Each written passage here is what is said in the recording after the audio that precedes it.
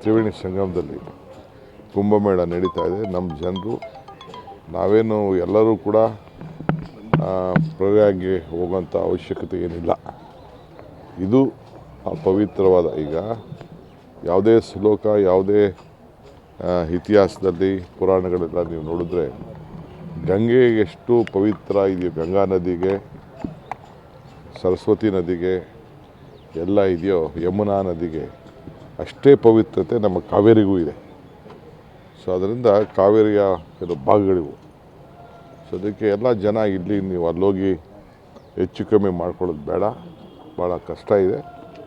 ಎಲ್ಲ ಇಲ್ಲೇ ಬಂದು ತಮ್ಮ ಏನು ಬದುಕಿನಲ್ಲಿ ಏನೇನು ಪ್ರಾರ್ಥನೆ ಮಾಡ್ಕೊಳ್ಬೇಕೋ, ಪ್ರಯತ್ನಕ್ಕಿಂತ ಪ್ರಾರ್ಥನೆ ಫಲ ಸಿಗ್ತದೆ ಅನ್ನೋದ್ರಲ್ಲಿ ನನಗೂ ಕೂಡ ನಂಬಿಕೆ ಇದೆ. ಸೊ ಬಂದು ಎಲ್ಲ ವ್ಯವಸ್ಥೆನ ಈಗ ಪ್ರಾರಂಭ ಮಾಡಿದ್ದಾರೆ, ತಾವೆಲ್ಲ ಉಪಯೋಗಿಸ್ಕೊಳ್ಬೇಕು ಅಂಥೇಳಿ ನಾನು ನಮ್ಮ ರಾಜ್ಯದ ಕುಂಭಮೇಳಕ್ಕೆ ನನ್ನಿಂದ ಒಂದು ಶಕ್ತಿ ಬರಬೇಕು ಅನ್ನೋ ದೃಷ್ಟಿಯಿಂದ ಪ್ರೋತ್ಸಾಹವನ್ನು ಕೊಡಬೇಕಾದ್ದು ನಮ್ಮ ಸರ್ಕಾರದ ಧರ್ಮ.